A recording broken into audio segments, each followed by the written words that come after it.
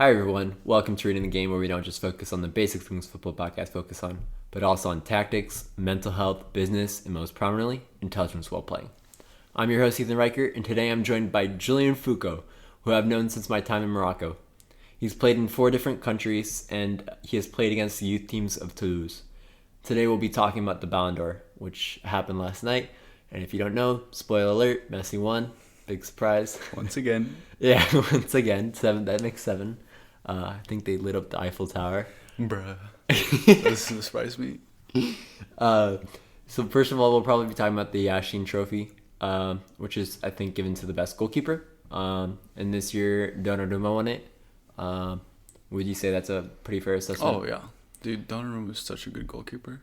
Yeah, I mean, at 6'6", it's kind of hard not to be a good goalkeeper. Yeah.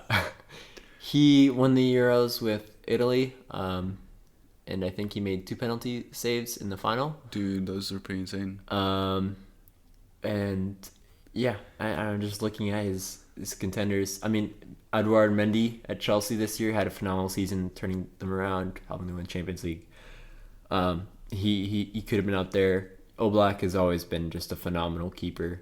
Yeah, I honestly, in my opinion, Keylor Navas shouldn't be on that list right now.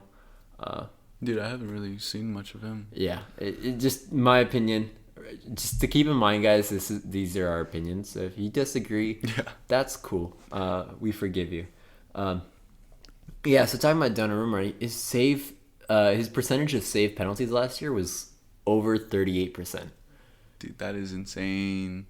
That's How? That's a lot. Yeah. 38% of penalties. That's almost like every time you shoot 5, you miss, like, he saved 2. Yeah. Which, I mean, again, it helps to be 6'6" to cover those corners, That's but true. You still gotta guess the right direction. So, and I doubt you're reacting to penalties. Anyways, then we had the Coppa Trophy, which was given to the best U21 player. This year it was given to Pedri. Any opinions on that? Yeah, I think it's well deserved. I mean, there are other, contenders, but I think Pedri did pretty well. Yeah, and I think Pedri is the clear winner. Well deserved, and he's injured right now. He's played a lot of games he came from Las Palmas to Barca on a very small transfer fee, and then he turned into a crucial part of Ronald Koeman's side, Luis Enrique's side, carrying Spain in the Euros, and then he played for them in the Olympics. He played a lot. Yeah. And you could tell there's a lot of memes about it wearing on him. And yeah, runner-up, we have Jude Bellingham. He's a very good player. He's very intelligent. Dortmund's actually highest ever transfer fee for a player. I think it's roughly around 30 million, which is kind of crazy to think about in this day and age. But yeah, I think he's a good second place. One person that I think is super overrated on this list that got 5th is Mason Greenwood. He might be a fantastic striker.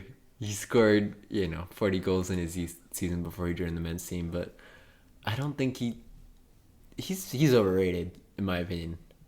What do you think? Yeah, I don't know. I mean, dude, I love the way he plays with both feet, and I don't know. Yeah, the stories of him kicking penalties and free kicks with both feet. Yeah. Yeah. To me, as a United fan, watching United this year, he was not somebody I wanted to see warm up in play. That's just my opinion. I felt like he lacked a game instinct and intelligence. He's a striker, but he's been playing on the wing, which is kind of a managerial fault, but still, you're asking him to get out of pressure and to develop the play. I don't know, it doesn't really work that well. There was a few players that didn't quite make this group of players that were qualified candidates. Among those are Ansu Fati. Yeah, if it wasn't for injuries, I think he could have been up there. Yeah. Over some of the other players there. Camavinga with his big move to Real Madrid this year. several appearances for France.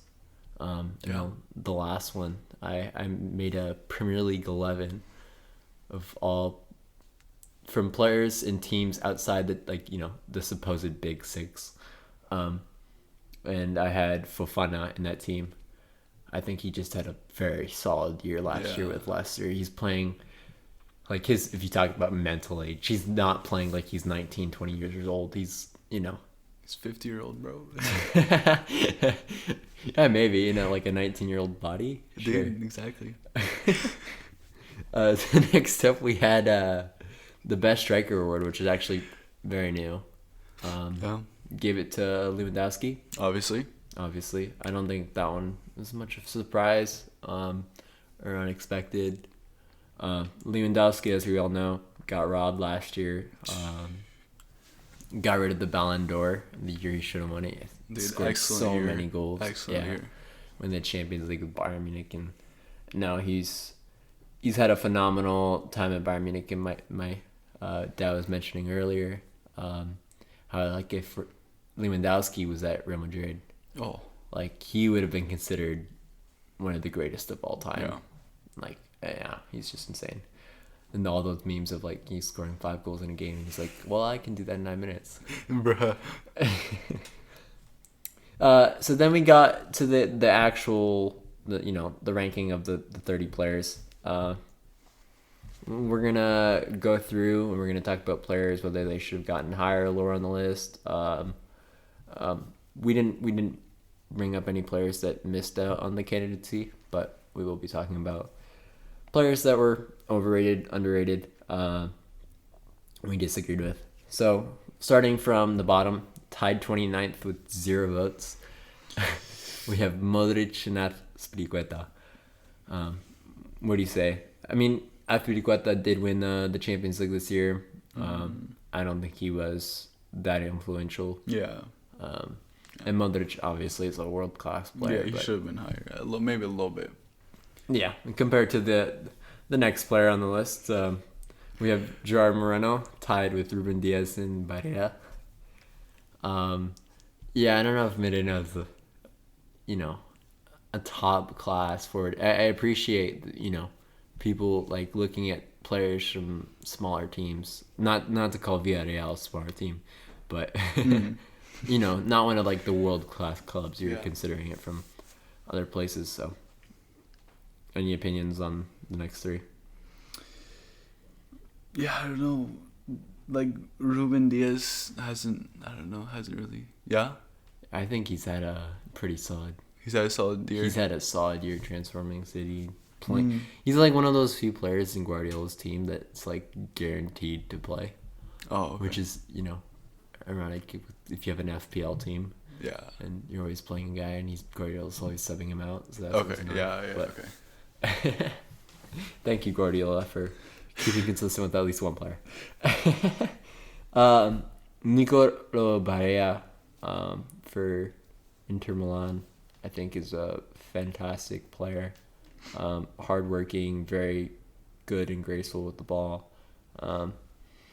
It was good that he was recognized. I don't know if he should have gotten higher or lower.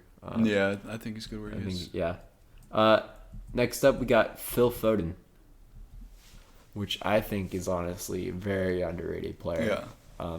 I'm not saying he should have gotten higher on the list, but you can see his elegance and his decisiveness when in the attack, and he can just see through balls that you can only see from like an angle from above. Yeah.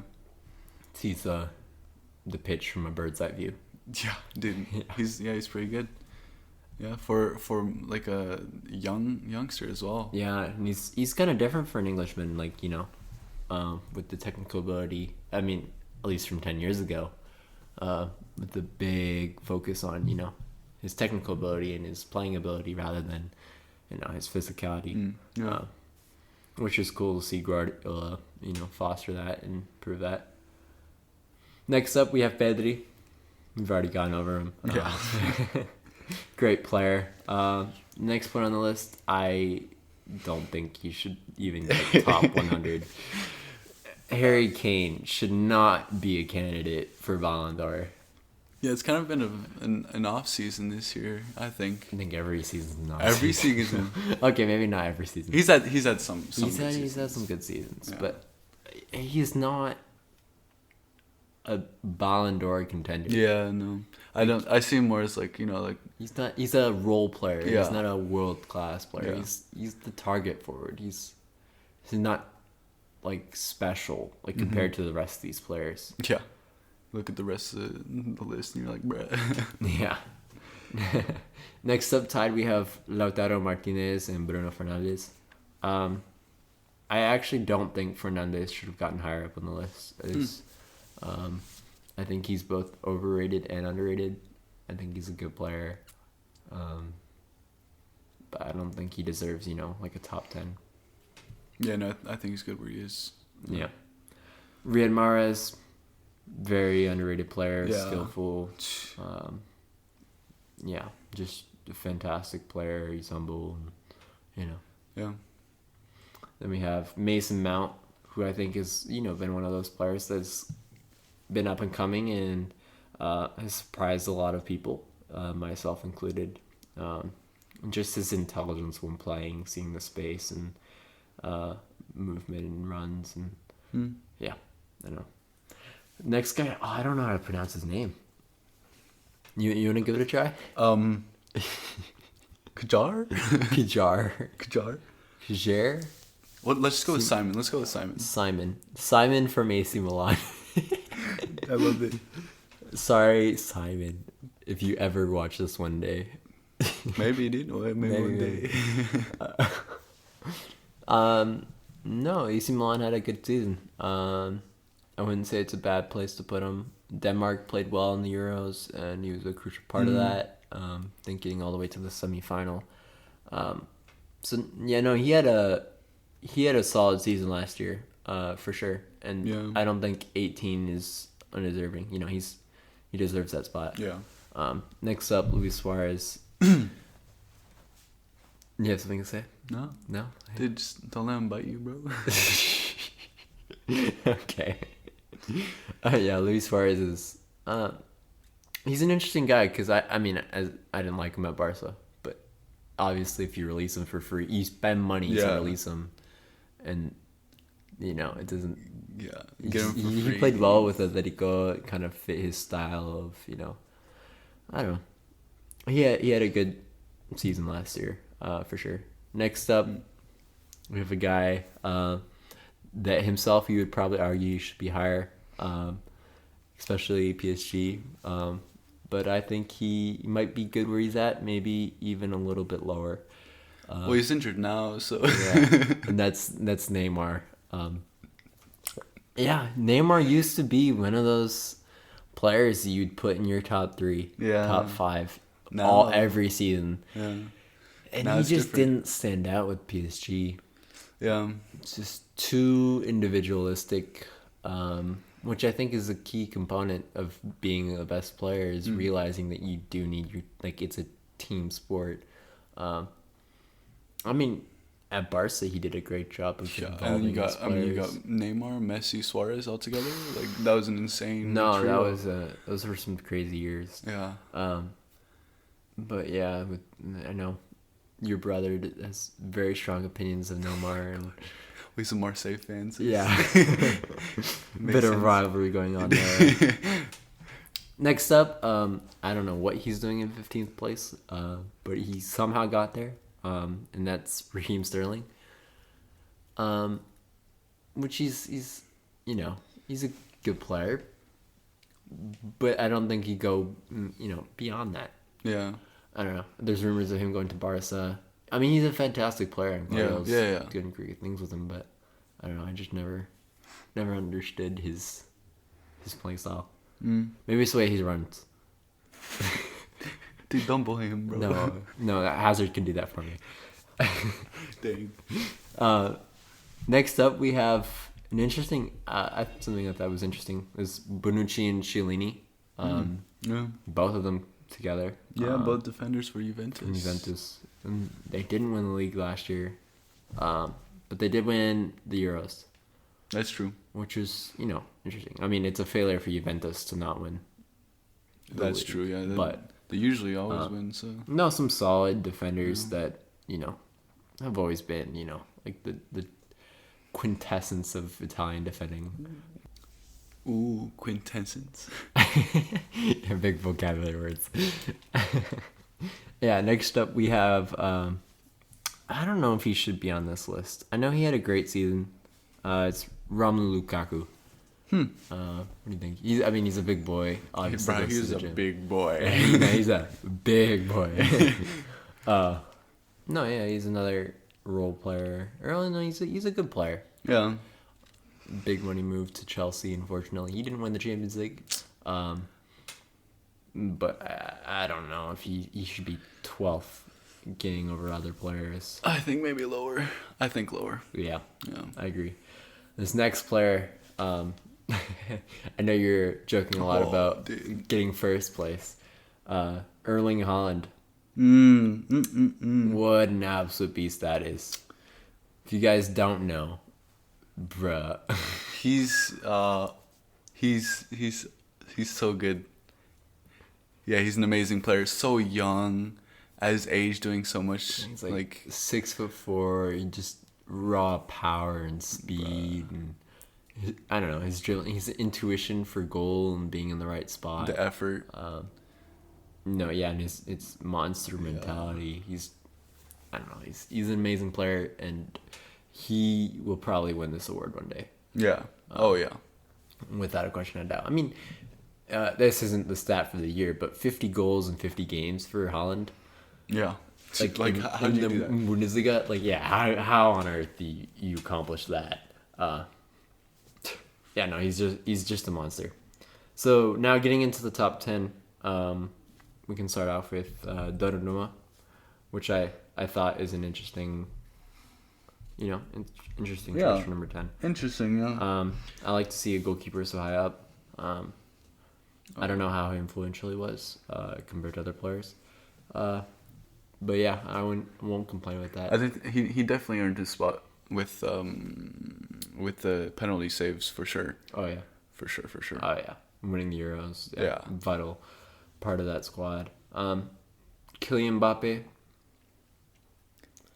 Yeah. Any opinions on him? I mean, I don't know. He's a good player. I don't know if he deserves to ever win a Ballon d'Or. Maybe one day if he changes who he's playing with, people like Neymar. But yeah, for sure. I don't know. Yeah, can't tell that you're a Marseille fan. They never, bro. No, yeah, I agree. I think Neymar is having an effect on Mbappe. In ways that isn't positive. Yeah. Mbappe has all the physical qualities and technical qualities to be speed. One of the best in the world. He just needs guidance. Yeah, the right guidance. Yeah. I mean, Neymar's a good player, but he's not. He's not what Mbappe needs. Not so cocky, Next up, we have De Bruyne, which is quite a fantastic player. Yeah.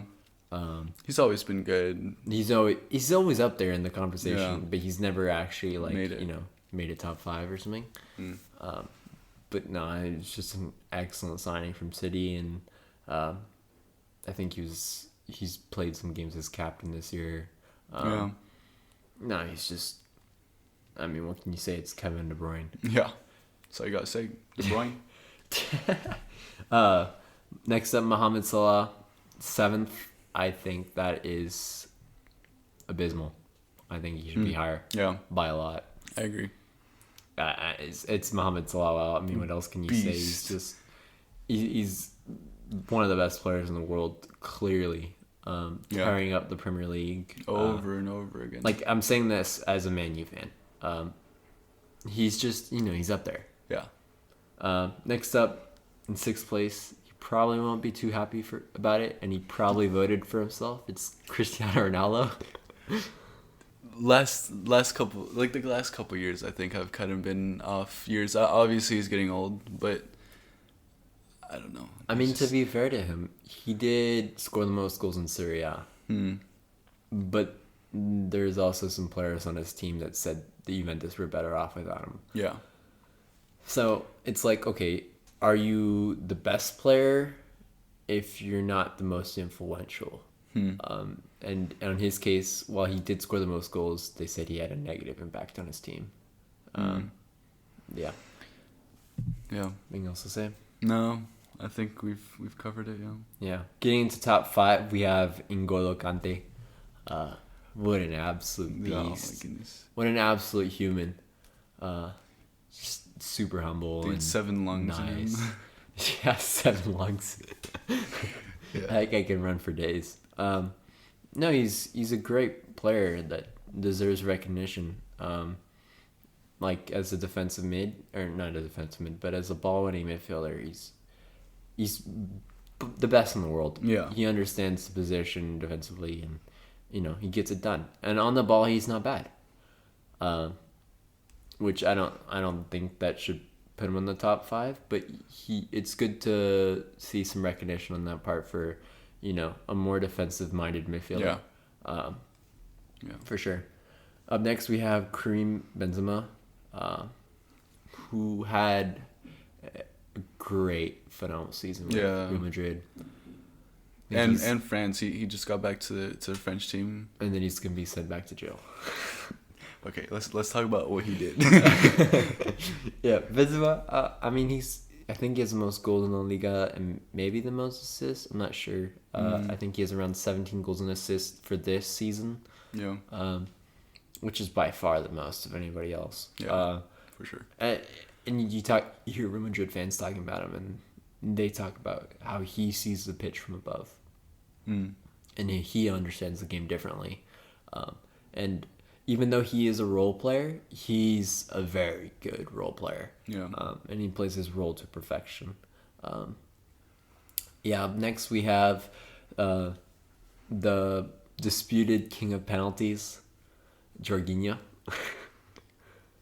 3rd place. What do you think of that? I don't know. He's a great player, obviously. I mean, he made it third I think place. the reason they put him so high was because he won the Euros and he won the Champions League. Yeah. Which I don't know if that gives you the right to be third. Yeah, that's true. Don't get me wrong, Jorginho's a fantastic Yeah. player. He sees the game very well. He sees, through passes, and he's just, maestro in the midfield. But yeah, I don't know if he deserves 3rd. Yeah, just switch him and Holland. Up next, you guys are probably wondering where he's been. It's Robert Lewandowski, who we think has been robbed of the Ballon d'Or. Once again. He should have won it in 2020, and he should have won it this year. Yeah, phenomenal. Like, there's no way to even describe him. He's just a beast. Yeah, he scores so many goals. It's just like... I understand people might say, well, Bundesliga is a farmer's league. You tell that to Barca. Yeah. You tell those to the Champions League teams that he's beat. Like, he's not just tearing it up against weak teams. He can do it against big teams as well. Yeah, Champions League. Yeah. Yeah, and what he's done with Poland is great. I mean, they didn't get very far in the Euros, or I don't know if they qualified, but he's just been an absolute unit, and he's the definition of being influential for a team. Oh yeah. Like he probably raises Bayern's XG by quite a few goals. So obviously that means that Messi got first. And if we think somebody else should have won it, it means we don't think Messi should have won it. Yeah. We don't think Messi had a terrible season. No. Messi's always going to be Messi. Yeah. But, he's aging. He doesn't work for his team. So it just makes him a one-dimensional player if you look at him just offensively. And this is the best player. Well, what does the best mean? Does it mean you're the best at one thing? I mean, I get it. It's kind of hard in football to say this guy's better than this guy when they're in two different positions. Yeah, it's hard. But I don't think he's had quite the season. I think he's just scored his first goal with PSG Ligue 1. Yeah. All I'm saying is Jonathan David has like a lot more goals. Yeah. So Jonathan David should win the Ballon d'Or. Okay. Okay, fine. We'll at least qualify for the World Cup. I'm confident. So yeah, those are the 30 the rankings of the top 30 men in the world. Just a shout out to the female winner.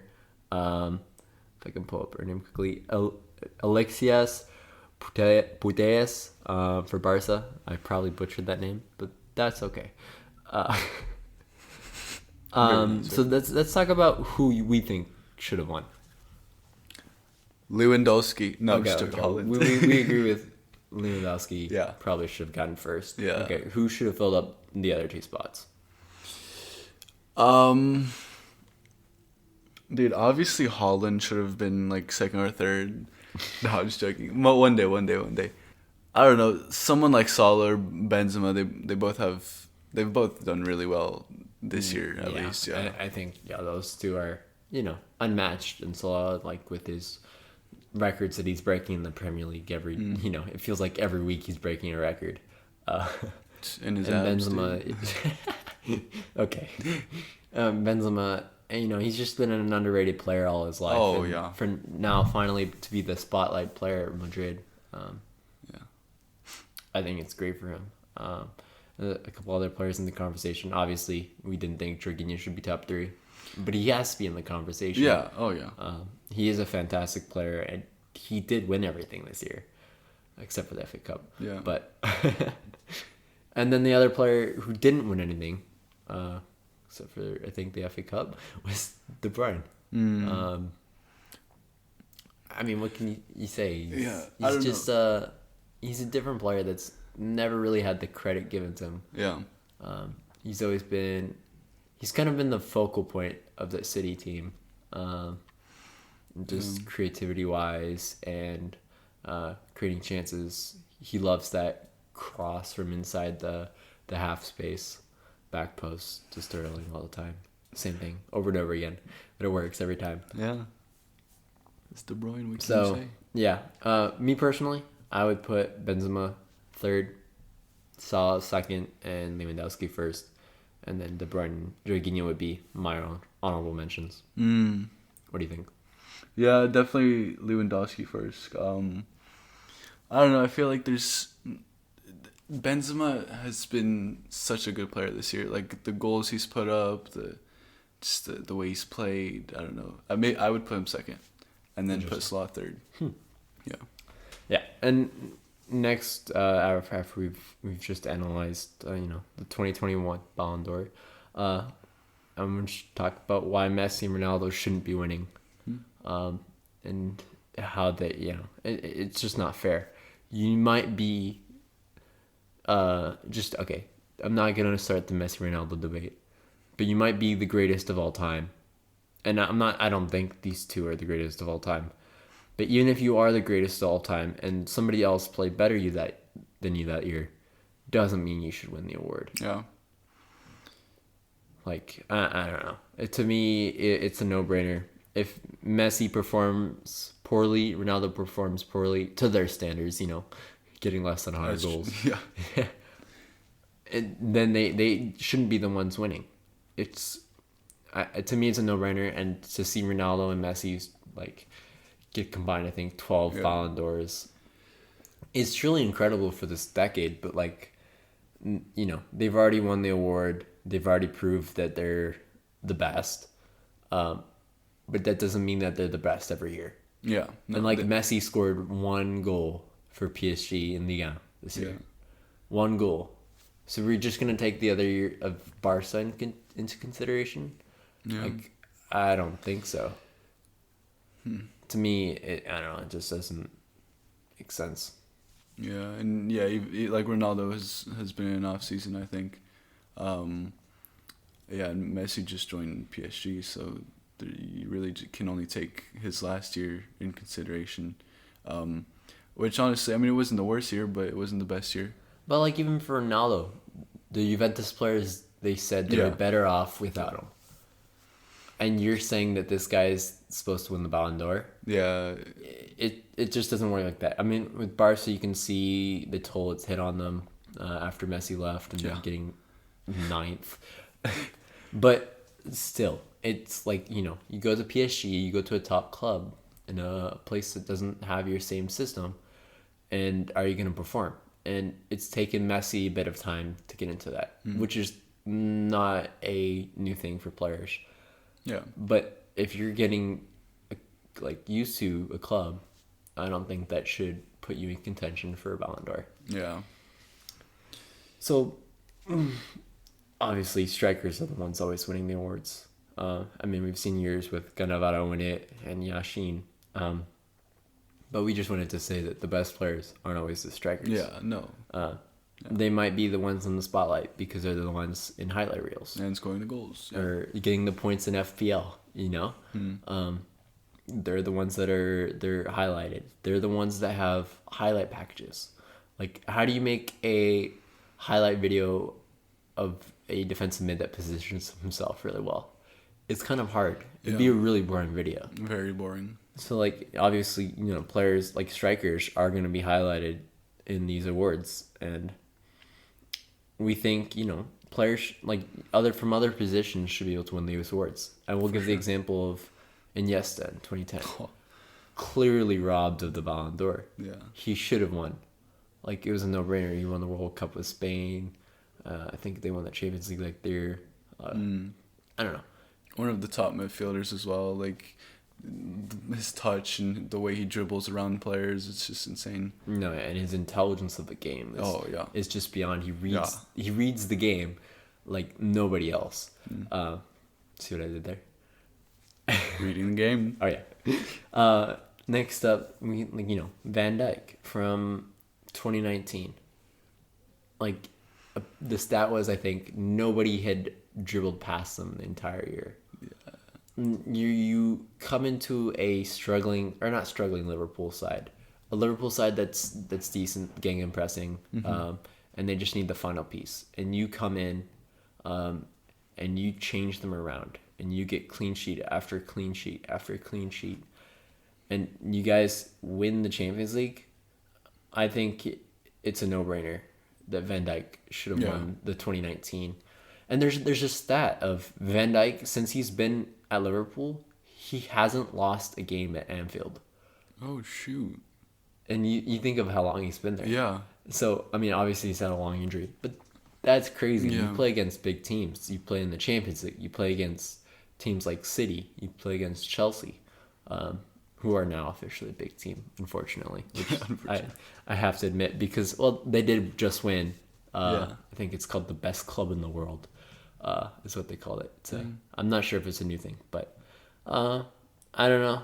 Yeah, they probably deserved it. Tuchel's done a good job with them. So, yeah. Any other thoughts of? No, Van Dijk's a freaking beast. Yeah. What can you say? No, he's a guy that all center backs should, young center backs should model their playing style after. So. Thank you, Julian, for joining me today. If you guys have enjoyed today's episode, please feel free to follow us on Instagram. We'll be able to notify you when an episode comes out. If you're watching on Spotify or YouTube, you can check out our notes on our website in the link below. And there are a few extra articles there. Thanks for listening to Reading the Game, and have a fantastic day.